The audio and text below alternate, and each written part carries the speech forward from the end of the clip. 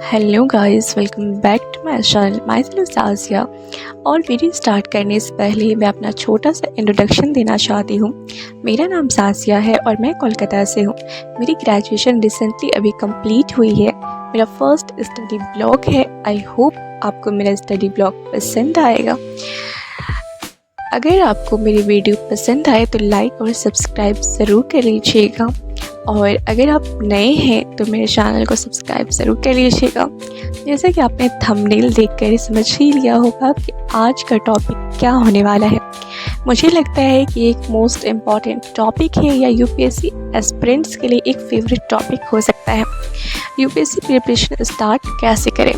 कहीं ना कहीं यूपीएससी हमारे मन में आता है कि यूपीएससी करना है, लेकिन कैसे करना है, कहाँ से शुरू करना है, ये चीज़ हमें पता नहीं होती और नहीं हमें कोई गाइड करने वाला होता है। अगर एक सही गाइडेंस हमें मिल जाए स्टार्टिंग में ही तो हमारी प्रिपरेशन बहुत अच्छी हो सकती है। वैसे मैं अपना बताऊं तो मैंने 2023 से अपनी प्रिपरेशन स्टार्ट की थी और मेरा अटैम्प्ट 2026 में होगा। मैं अगर अपना बताऊं तो मैंने किस तरह से अपनी प्रिपरेशन स्टार्ट की थी। सबसे पहले तो सबके अपने अपने ओपिनियन थे। किसी ने कहा कि सबसे पहले एनसीईआरटी से अपने बेस को स्ट्रॉन्ग करना चाहिए, किसी ने कहा स्टैंडर्ड बुक से शुरू करो, किसी ने कहा सेल्फ स्टडी सबसे अच्छी है, तो किसी ने कहा कि नहीं कोचिंग बेस्ट होती है। मतलब ये सब डाउट शायद आपके मन में भी चल रहे होंगे, और मैं अपने प्रिपरेशन टाइम में ये सारे डाउट्स खुद झेल चुकी हूँ, फेस कर चुकी हूँ। तो मैं बहुत अच्छे से समझ सकती हूँ कि आपके मन में क्या चल रहा होगा। और इस वीडियो को बनाने का सिर्फ और सिर्फ एक ही पर्सपेक्टिव है। जो भी बिगिनर्स हैं या जो भी अपनी अभी प्रिपरेशन स्टार्ट करने वाले हैं, सो उन्हें वो सारी प्रॉब्लम्स ना फेस करनी पड़े जो मुझे करनी पड़ी थी अपनी प्रिपरेशन के दौरान। तो चलिए फिर वीडियो स्टार्ट करते हैं। और अगर आपके पास अगर मैं बोलती आपको कोई भी इंपॉर्टेंट पॉइंट लगे तो आप नोट डाउन करते चलिएगा, और आपका कोई भी डाउट हो तो वीडियो एंड जब हो जाए तो आप मुझे कमेंट सेक्शन में पूछ सकते हैं। I will definitely reply. हम बात करते हैं यूपीएससी प्रिपरेशन स्टार्ट कैसे करें। मैं आपको अपना एक्सपीरियंस बताऊं तो अगर आप उसे फॉलो कर लीजिएगा तो आपको कोई भी दिक्कत नहीं आने वाली है। सबसे पहले बात करेंगे एनसीईआरटी की। पहले आप एनसीईआरटी और यूपीएससी का पूरा सिलेबस ज़रूर देखिए। एनसीईआरटी पढ़नी है, लेकिन कुछ इम्पॉर्टेंट एनसीईआरटी है जिनको आपको पढ़नी ही पढ़नी है, स्किप नहीं करनी है। फर्स्ट मैं बात करने वाली हूँ ज्योग्राफी।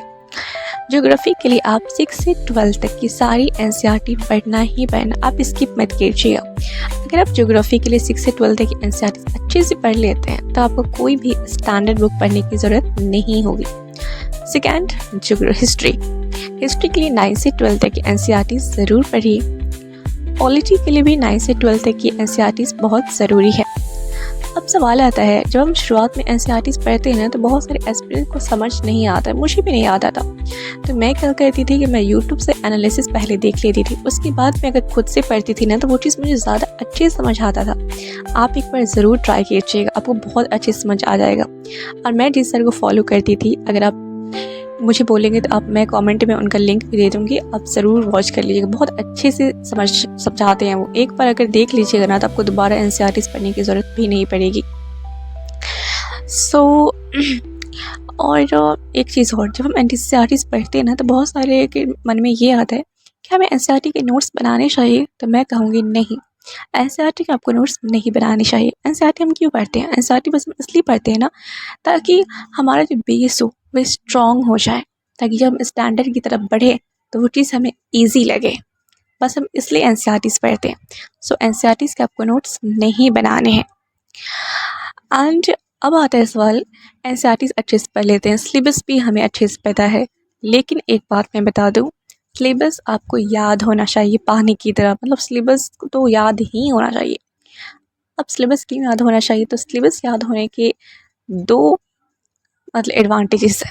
फर्स्ट मैं बोलूँगी कि जब आपको सिलेबस याद होगा ना, अगर आप कोई टॉपिक पढ़ रहे हैं तो आप कनेक्ट कर पाएंगे कि हाँ मेरे सिलेबस में ये चीज़ है और ये चीज़ बुक में भी है। तो ये मेंस के एग्ज़ाम की पर्सपेक्टिव से इम्पॉर्टेंट है। वैसे तो हर एक चीज़ इंपॉर्टेंट होती है, बस सिलेबस याद होने का ये भी एक फ़ायदा होता है।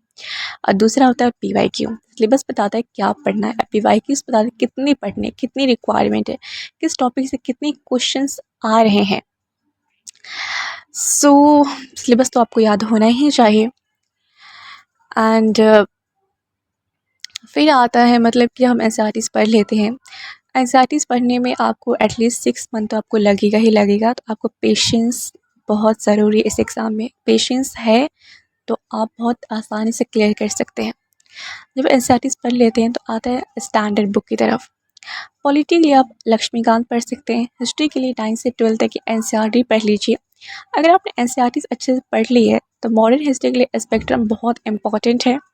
लेकिन यहाँ एक बहुत ज़रूरी बात कहना चाहूँगी कि किसी भी सब्जेक्ट के लिए एक सोर्स से ज़्यादा मत रखिएगा, क्योंकि मतलब आप ना एक ही सब्जेक्ट के लिए बहुत सारे सोर्स रेफ़र करते हैं जो सही नहीं है। हम एक ही सब्जेक्ट एक ही सोर्स लगे नहीं, उसे ही बार-बार रिवाइज़ करें तो वो ज़्यादा इम्पोर्टेंट हो जाता है। एंड फिर तो आपको ये गलती नहीं करनी है, एक साथ बहुत सारे सोर्स को रेफ़र नहीं करना है, इस चीज़ से आपको बचना है। मैं भी स्टार्टिंग में यही गलती सब की थी, लेकिन 1 साल बाद समझ आया कि मैं कितनी बेवकूफ़ी वाली काम कर रही थी। तो प्लीज़ आप ये सब मत कीजिएगा। मैं इकोनॉमी के लिए बताऊँ तो इकोनॉमी के लिए मैं मृणाल सर के वीडियोस एंड उनके नोट्स में फॉलो करती थी। आप चाहें तो उनकी कर सकती हैं, पर आप अपने अकॉर्डिंग कर सकते हैं। आर्ट एंड कल्चर के लिए नितिन सिंघानिया की बुक आती है। एनवायरनमेंट के लिए दृष्टि आइस की क्विक बुक आप ले सकते हैं। एंड अब बात करते हैं कोचिंग की। मैं आपको प्रेफर करूँगी कि अगर आप कोचिंग अफोर्ड कर सकते हैं तो आप कोचिंग ज़रूर लीजिए, क्योंकि कोचिंग से हमें सही गाइडेंस मिलती है। ऐसा नहीं है कि सेल्फ स्टडी से हम तैयारी नहीं कर सकते, बिल्कुल कर सकते हैं, लेकिन सेल्फ स्टडी में थोड़ा टाइम ज़्यादा लगता है हमें खुद से चीज़ों को समझने में, जबकि कोचिंग में हमें उसी चीज़ को एक बैलेंस के साथ ले पाते हैं और सिलेबस को टाइम से कवर भी कर पाते हैं। इसलिए कोचिंग भी कहीं ना कहीं इम्पॉर्टेंट होती है। अब बात करते हैं टाइम टेबल की। हमें अपना टाइम टेबल कैसे मैनेज करना चाहिए जब हम कॉलेज के साथ UPSC की तैयारी करते हैं ना, क्योंकि जब दोनों साथ लेकर चलना होता है तो टाइम मैनेज करना थोड़ा मुश्किल हो जाता है। मैं खुद इस दौर से गुजर चुकी हूँ। मेरी ग्रेजुएशन पूरी तो अभी हुई है और मैं खुद कॉलेज के साथ UPSC की प्रिपरेशन करती थी। बहुत सारी प्रॉब्लम्स आई थी उस समय और मुझे पूरा यकीन है कि आपको भी ऐसी दिक्कतें फेसेस करनी पड़ी होंगी। घबराइए मत। अगर आप डेली ज़्यादा नहीं, स्टार्टिंग में 5 से 6 घंटे भी दे पाते हैं ना, तो ये बहुत अच्छा है। इतना काफ़ी है, बस कंसिस्टेंसी रखिए और जो टाइम आपके पास है उसी को सही से प्लान दीजिए। अगर आप मान लीजिए कि आज का मेरा टारगेट है 2 सब्जेक्ट या 3 सब्जेक्ट पढ़ना, तो मुझे उसको पढ़ना ही है किसी भी हाल में। दिन हो या रात हो, मुझे कभी भी इस चीज़ को आज कवर करना है, हमारा टारगेट। वो तो स्किप नहीं होना चाहिए। अगर हम एक ऐसा टाइम टेबल बना लेना तो आपको कभी कोई दिक्कतें नहीं आएगी।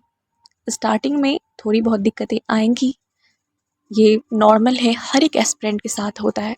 आज जो टॉपर्स हैं ना, उनके साथ भी कहीं ना कहीं ये दिक्कत आई होंगी, तो इसे डरना नहीं है, इनसे सीखना है। हम अपनी गलतियों से सीखते हैं। और लास्ट में मैं आपसे बस यही बोलूँगी कि कुछ भी हो जाए आप कंसिस्टेंसी ज़रूर रखिए। UPSC तैयारी के दौरान बहुत सारे डिमोटिवेशन आते हैं। कोई रिलेटिव बोलेगा तो क्या करेगा UPSC, कोई फ्रेंड बोलेगा यार छोड़ना, ये तो तेरे बस की ही नहीं है। बहुत लोग नेगेटिव सोचते हैं और वो दूसरों में भी नेगेटिविटी फैलाते हैं, लेकिन हमें इन सब से खुद को बचाना है। दुनिया हमारे बारे में क्या सोचती है, व्हाटएवर, हमें कोई फ़र्क नहीं पड़ना चाहिए। जो बोलना है बोलने दो। बस एक बात मायने रखती है, क्या हमको खुद को मोटिवेट कर पा रहे हैं। हमें बस हिम्मत नहीं हारनी है। कभी कभी